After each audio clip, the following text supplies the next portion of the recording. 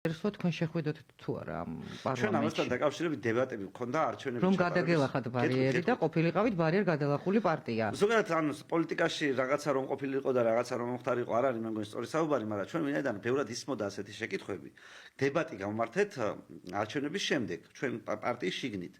მე და ჰერმან საბო ვიყავით ერთ პოზიციაზე, რომ არც ერთ ვარიანტში არ შევიდოდით და დანარჩენი ორი წევრი ჩვენი გუნდის სანდრო და ვახო იყვნენ მეორე პოზიციაზე, რომ შესასვლელია ამ გიჟებთან ერთად ყოფნა არ შეიძლება. აი ეს ორი ანუ იქაც პოზიცია გქონდათ უთანხმოება. არა, ეს საჯაროდ გავაკეთეთ ამასთან დაკავშირებით დებატი და თხოვეთ ჩვენს მაყურებელს, რომ აი მოდი თუ დაშვებებს ვაკეთებთ, მოდი გავაკეთოთ ისეთი დაშვები, რომ აი როგორც თქვენ გადაწყვეტავდით, ახლა ისე მოვიქცეოდით. დაუშვათ. აქ მე და საბომ 60-40-ზე მოვიგეთ. რაც მე მაძლევს იმის საფუძველს, რომ ან ყოველთვის აქამდე რაც მე ვიცი, წოდიდან გამომდინარე, არ შევიდოდით, მაგრამ მე ჩვენ არ ვიცით არჩევნების მეორე დღეს ჩვენ რომ პარლამენტში ყოფილიყავით, ეს რა გავლენას მოახდენდა მთელ ამ პროცესზე, იმიტომ რომ ჩვენ გულხელდაკრეფილები არ ვიჯდებოდით. რას იზავდით? ბოლოს და ბოლოს მოვიკითხავდით, რა გეგმა აქვს ოპოზიციას.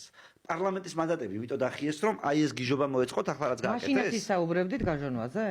რა თქმა უნდა, გაჟონვილი იყო და ახლა მე თუ არ ვისაუბრებდით, თქვენ ხო მე ვერ დაგიმალავთ იმას, რომ გაჟონვილი იყოს და კარგი, მაგრამ არ მივცემდით ოპოზიციას ესე მარტივად იმის საშუალებას საკუთარი კოლეგებისთვის მანდატები ჩაეხსნათ, იმიტომ რომ თქვენ მოგეხსენებათ ვინ იყო მთავარი აქტივისტი მანდატების ჩახსნის.